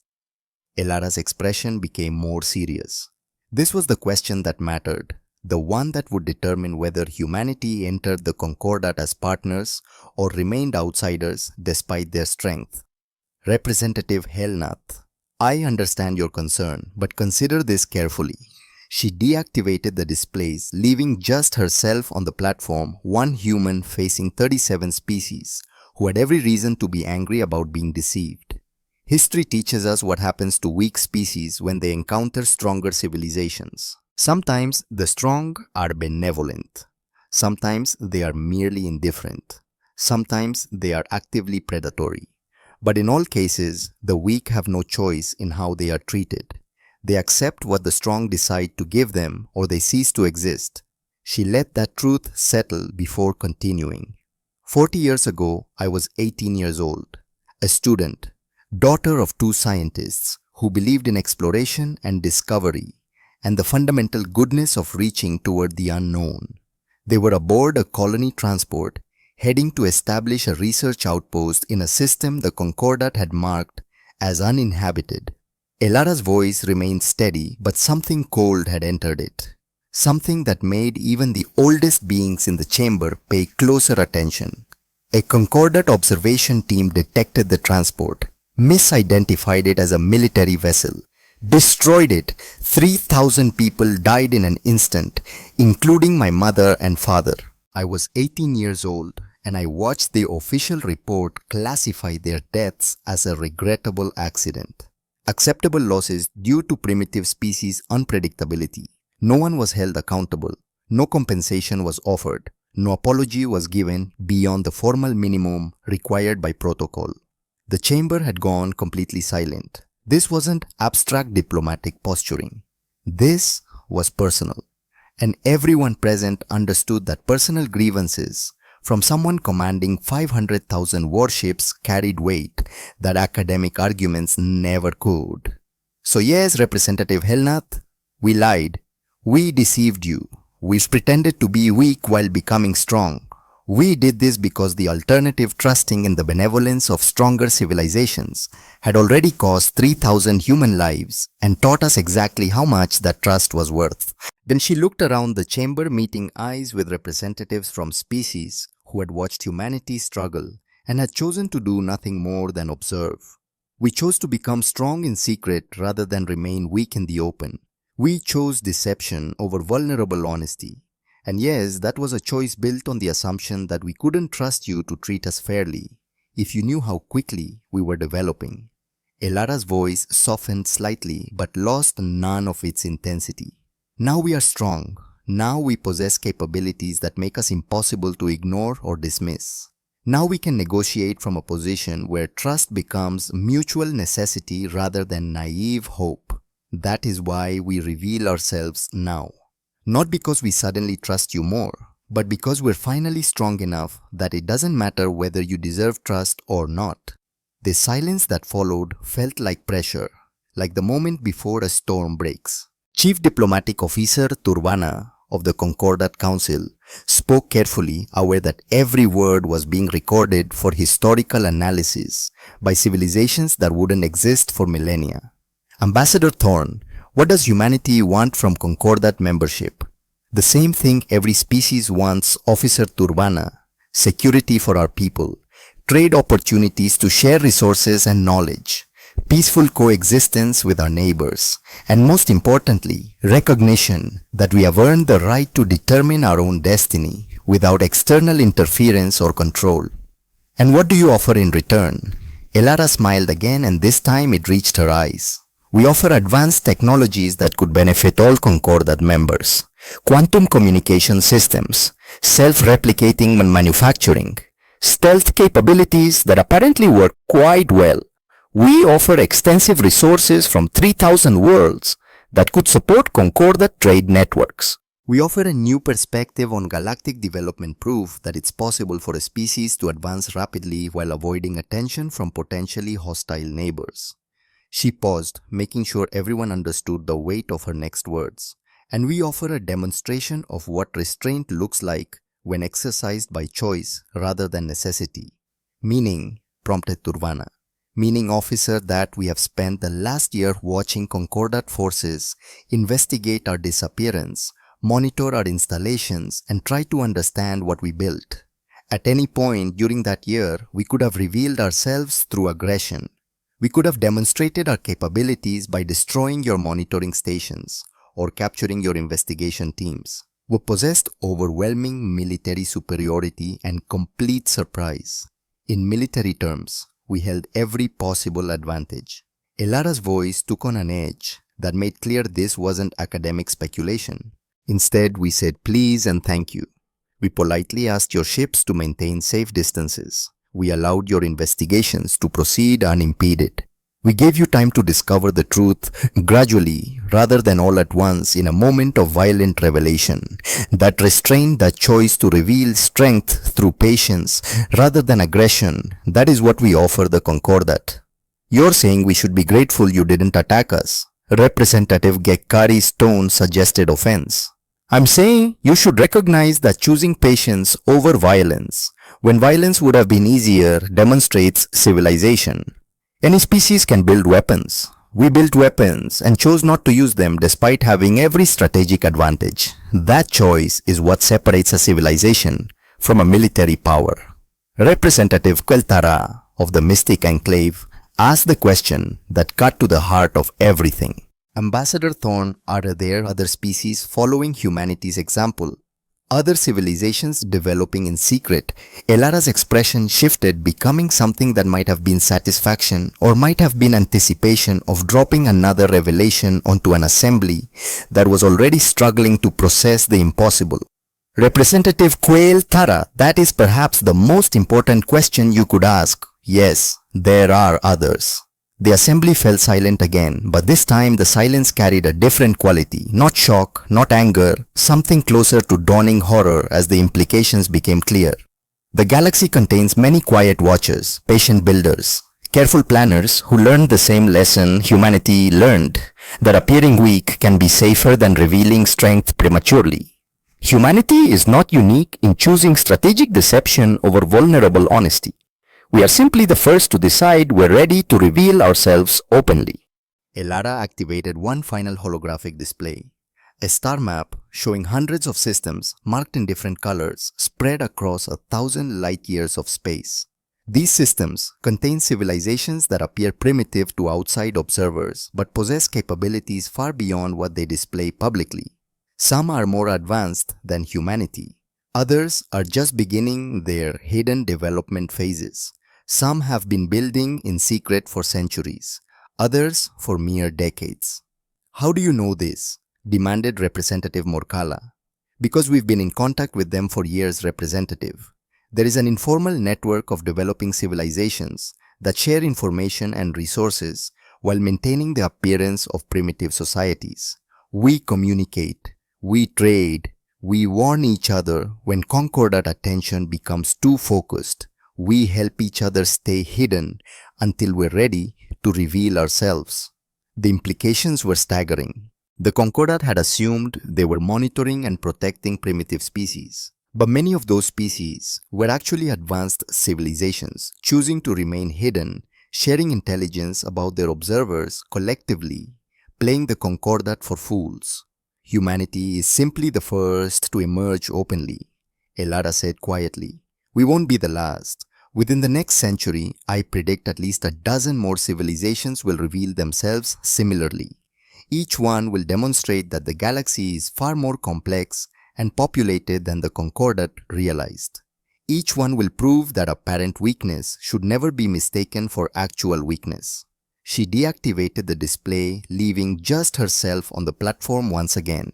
So that is what humanity offers the Concordat: advanced technology, extensive resources, a new understanding of galactic development, and perhaps most valuable, a warning. The universe is full of civilizations you don't know about, building capabilities you haven't detected, waiting for the moment when revealing themselves serves their strategic interests. Elara's voice took on a tone of finality. The age of assuming you understand what your neighbors are capable of is over. The age of underestimating the quiet ones has ended. Humanity emerges as the first, but we won't be unique for long. How the Concordat responds to us will determine how those others choose to reveal themselves, through cooperation as we offer now, or through confrontation if you make that the only path available. Is that a threat? Asked Gekkari. It's a statement of reality, Representative. We're not threatening anyone. We're explaining how the galaxy actually works as opposed to how the Concordat thought it worked. What you do with that information is your choice. But understand that your response to humanity's emergence will be observed by dozens of civilizations who are deciding whether cooperation with the Concordat is worth abandoning their strategic concealment. Council Speaker Velnara called for a recess while representatives discussed this revelation. The assembly dissolved into intense conversations, species grouping together to debate the implications of a galaxy suddenly full of hidden civilizations waiting to reveal themselves. Elara stood on the platform alone, surrounded by the arguments her words had provoked. She looked calm, patient, like someone who had said everything that needed saying and was content to wait for others to reach the conclusions she'd already arrived at years ago. When the session resumed 3 hours later, Velnara's expression had settled into the careful neutrality of someone making a decision they knew would be analyzed by historians for millennia. Ambassador Thorne, the Galactic Concordat, votes to grant humanity full membership status with all rights and responsibilities thereof. We also formally request that humanity share information about other hidden civilizations to help us adjust our policies and protocols accordingly. Elara stood and bowed respectfully, the gesture carrying precisely calibrated acknowledgement without subordination. The Human Colonial Administration accepts membership in the Galactic Concordat. We look forward to working together as partners and equals. Regarding other civilizations, we will share what information we ethically can, but understand that some species have trusted humanity with their secrets on the condition of confidentiality. We won't betray that trust even for Concordat membership. However, we will facilitate introductions when and if those civilizations decide they're ready to reveal themselves. It was a measured refusal delivered with enough diplomatic padding to soften the rejection, but firm enough to make clear humanity wouldn't be dictated to even by the organization they were joining. Velnara nodded slowly, recognizing the implicit message. Humanity was joining as equals, not as supplicants. They would cooperate, but not obey. They would share, but not submit. The Concordat accepts these terms, Velnara said, and in those words, the balance of galactic power shifted permanently. But Elara wasn't finished. She had one more revelation to deliver, one more lesson to teach about what humanity had become during their century of hidden development.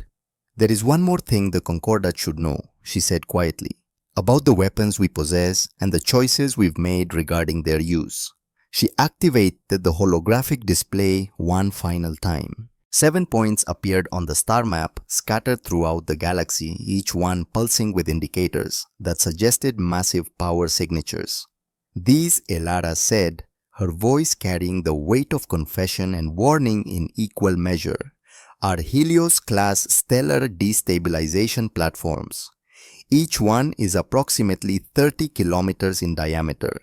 Each one is capable of triggering catastrophic collapse in any star within a range of 50 light-years. The assembly fell silent. Not the silence of shock this time. The silence of species collectively realizing they were being told about weapons capable of destroying entire star systems. Each platform can destabilize a star's fusion cycle, causing it to expand rapidly or collapse catastrophically depending on the star's mass and composition. The process takes approximately 48 hours once initiated and is irreversible after the first 12 hours. Everything within that star's habitable zone is destroyed. Planets, stations, ships, everything. She let that information settle like fallout. We built 7 of these platforms over the past 23 years. They have been operational and undetected for 2 decades. Each one is positioned to cover major Concordat population centers. Between the 7 platforms, we have theoretical capability to destroy approximately 70% of all Concordat inhabited systems. The chamber erupted. Accusations of aggression, demands for immediate deactivation, calls for military response. 37 species trying to process the information that humanity had secretly built, weapons capable of committing genocide on a galactic scale. Velnara called for order repeatedly before the noise subsided enough for Elara to continue. We built them, Elara said, her voice cutting through the remaining tumult, to ensure that if we revealed ourselves and the Concordat responded with aggression, we would possess absolute deterrence. Mutually assured destruction on a scale that would make military conflict pointless. She paused, making eye contact with representatives across the chamber. And in 23 years of operational status, we have never activated one. Not once. Not even for testing beyond computer simulations. The silence returned, but different now. Confused, trying to understand why she would admit to building such weapons if she'd never intended to use them. Let me demonstrate something, Elara said. She activated controls and one of the 7 points on the display began to pulse more rapidly. That signal indicates a Helios platform activating its targeting sequence, Right now, it's calculating the precise intervention points to destabilize the star system you're looking at. She let the platform continue its calculations for 30 seconds while the assembly watched in frozen horror. Then she deactivated it. And now it's powered down. Targeting sequence aborted. The star system continues existing because we chose not to destroy it. Elara looked around the chamber, meeting eyes with every representative who would hold her gaze. We could destroy you all, right now, this moment. 7 platforms targeting 7 key systems. Within 2 days, 70% of Concordat space would be burning. Within 2 weeks, the cascade effects would collapse galactic civilization entirely. We have had this capability for over 20 years, and we have chosen every single day for 20 years not to use it. Her voice carried absolute conviction. That is civilization representatives, not the building of weapons. Any species with sufficient technology can build weapons. Civilization is building weapons capable of destroying everything and choosing not to use them. Civilization is possessing absolute power and exercising absolute restraint. Representative Helnath spoke his crystalline voice carrying harmonics of genuine confusion. Then why build them at all if you never intended to use them? Because we needed to prove something, to ourselves and to you. Elara's expression softened slightly. We needed to prove that humanity had learned from 10,000 years of killing each other, that we had evolved beyond seeing power as something that must be exercised to be real, that we understood the difference between strength and tyranny. She gestured at the display at the 7 platforms, capable of ending civilizations. We built these to demonstrate we could. Then, we chose not to use them to demonstrate we've learned wisdom. Any fool with resources can build weapons of mass destruction. True civilization is building those weapons and then having the wisdom and restraint to never use them unless every other option has failed. That, she said quietly, is what humanity offers the Concordat. Not just our technology or resources or military capability. We offer proof that a species can learn restraint, can build weapons of ultimate destruction and choose peace anyway, can possess the means to conquer and choose partnership instead. She deactivated the display, leaving the chamber in silence.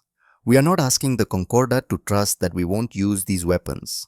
We're demonstrating that we've already chosen not to use them despite having every strategic advantage. For 20 years, we could have announced ourselves through violence. For 20 years, we chose patience instead. That choice, that sustained, deliberate choice to reveal ourselves through cooperation rather than conquest, that separates civilization from barbarism. Council Speaker Velnara spoke carefully, aware that her words would be dissected by analysts for generations. Ambassador Thorne, will humanity agree to deactivate these platforms as a condition of Concordat membership? No. The word hung in the air like a blade. We will agree to mutual verification protocols. We will agree to joint oversight committees. We will agree to every transparency measure the Concordat wishes to implement. But we will not disarm unilaterally while other species maintain their own weapons. We will not return to being weak just because being strong makes others uncomfortable. Elara's tone remained respectful but inflexible. We built the Helios platforms to ensure our survival in a galaxy that proved it would let humans die rather than inconvenience themselves with our protection. 1 year ago, 40,000 humans died on Kepler 442b. Raiders attacked our colony. The Concordat voted on Article 12 Mutual Defense. The vote failed by 1. 40,000 humans burned while you debated protocols. Her voice carried grief transformed into steel. Among those 40,000 was Dr. Miranda Halstead, 29 years old, geneticist, my protege, Ambassador Sterling's niece. She died screaming for help that never came because the Concordat chose political convenience over moral obligation. Elara looked directly at Velnara. So no council speaker, we will not disarm. We will maintain every defensive capability we possess until we are convinced beyond doubt that the Concordat would actually protect us if we needed it. When you demonstrate that human lives matter as much as any other Concordat species. When you prove that Article 12 means something more than political theater. Then perhaps we'll discuss reducing our defensive posture. Until then, we'll keep our weapons and we'll continue choosing not to use them.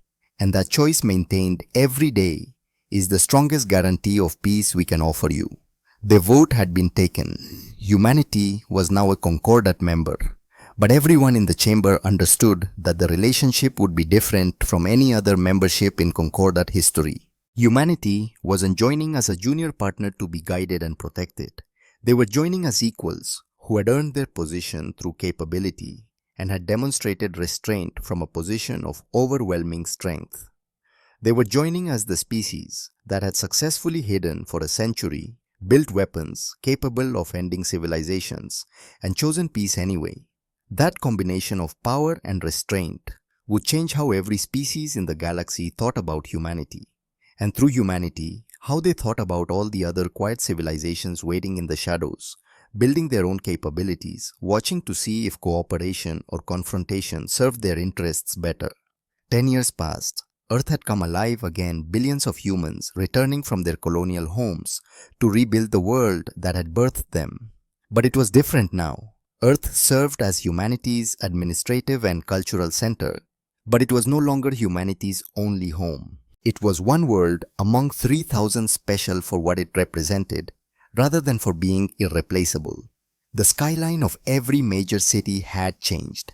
Towers reached higher built with materials and techniques that had been refined across 3,000 worlds. Transportation networks connected cities through tunnels that bent space, making travel from New York to Tokyo take less time than it once took to cross Manhattan. And everywhere, always the quiet hum of quantum communication networks connecting Earth to the rest of humanity's empire. Dr. Elara Thorne, now 68 years old, stood in front of a memorial wall at what had once been the United Nations building in New York.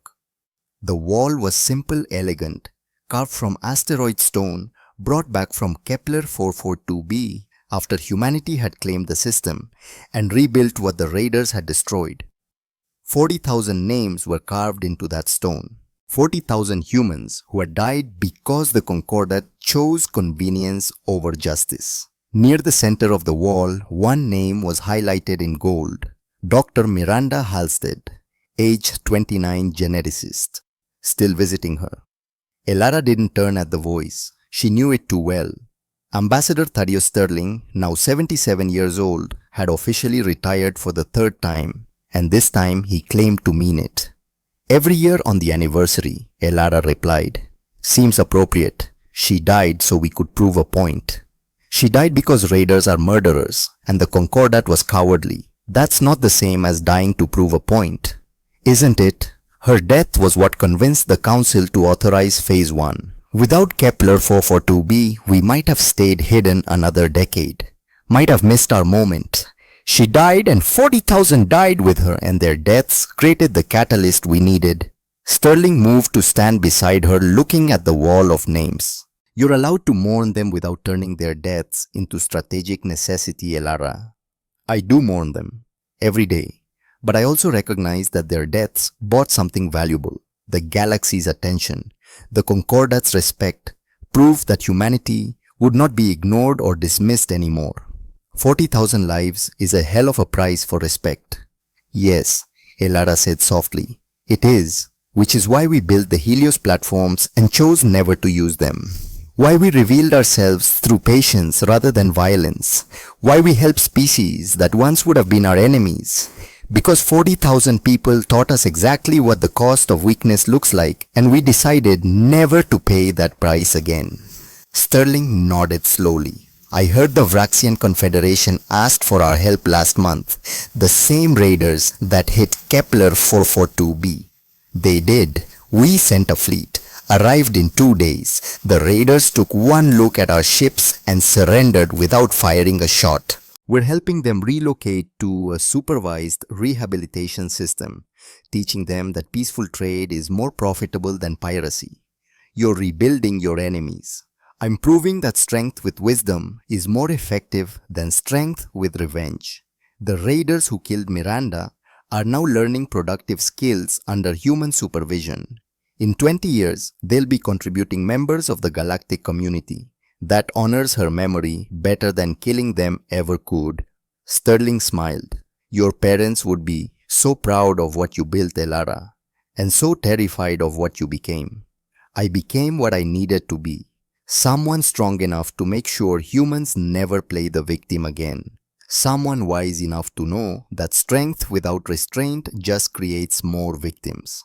They stood in silence, looking at the memorial while around them New York City hummed with life. Humans and aliens walking together now. Concordat representatives visiting Earth as diplomatic equals rather than superior observers. Trade ships from a dozen species landing at spaceports that had been hidden for a century and were now the busiest in known space. New mission briefing in an hour, Sterling said eventually. Another distress call, species called the Morthrin, getting pushed around by a larger neighbor, asking if humanity can help.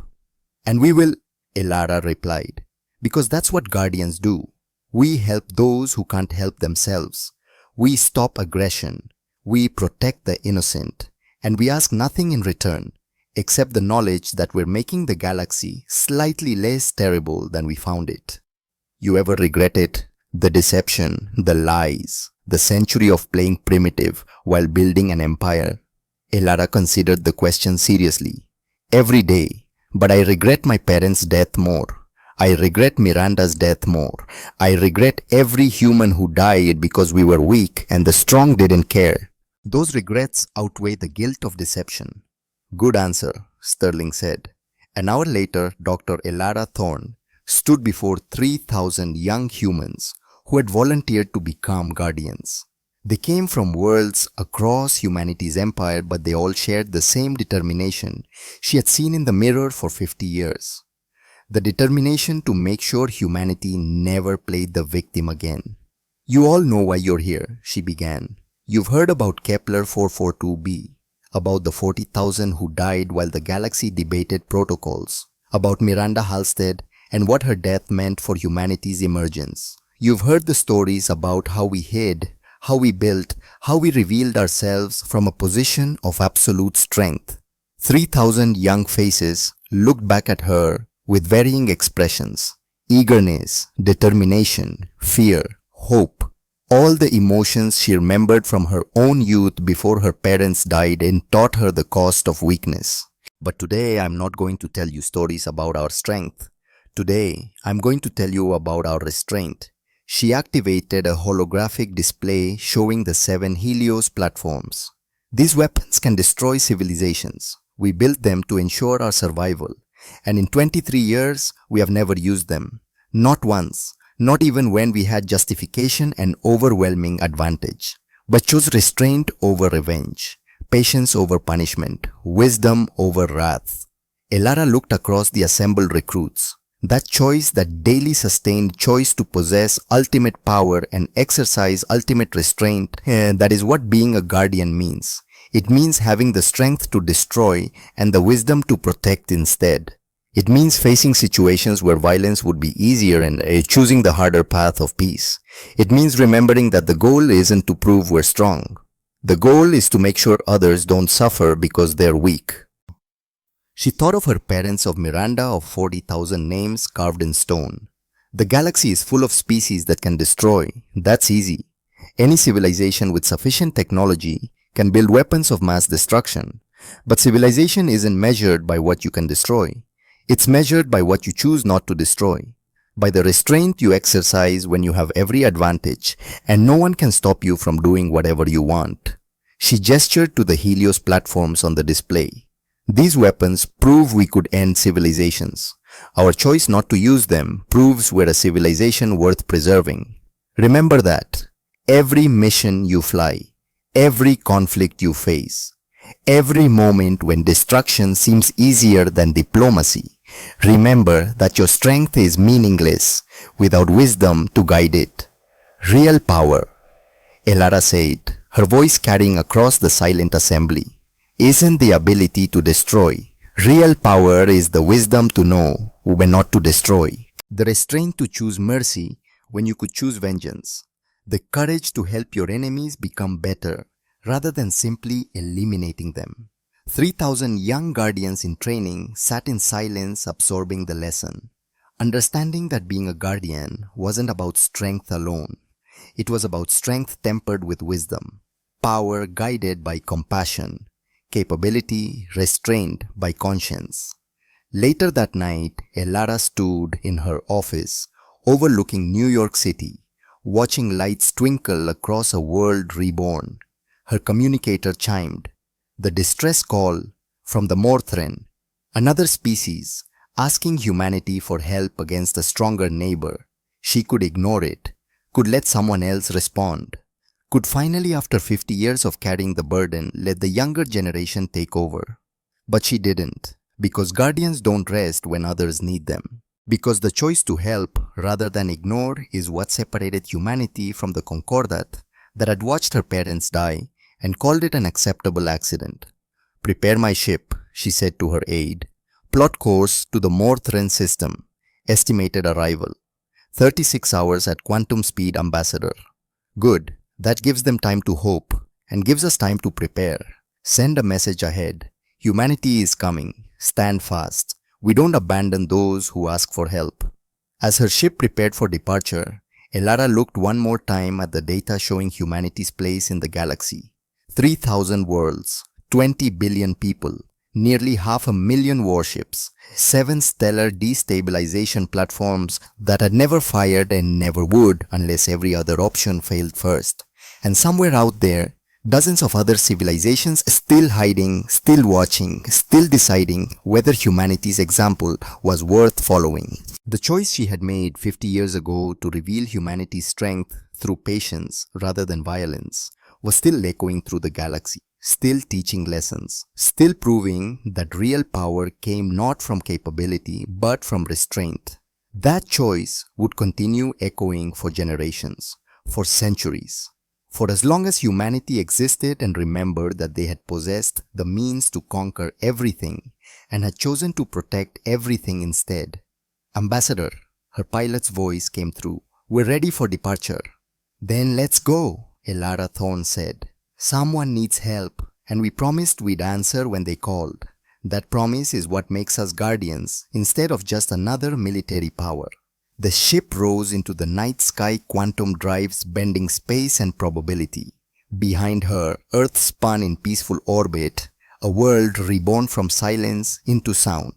Around her, 3,000 worlds held their breath, wondering what challenge would come next. And ahead of her, somewhere in the vast darkness between stars, another species waited for proof that strength could be tempered with compassion, that power could be exercised with restraint, that the strong could choose to protect the weak instead of exploiting them. Humanity had made that choice. Every day for 10 years, they had made that choice. And every time they made it, the echoes spread a little further, teaching the galaxy one encounter at a time that real civilization wasn't measured by what you could destroy. It was measured by what you chose not to destroy when you had every reason and every ability to do so. That choice, that simple, profound choice, would echo through eternity.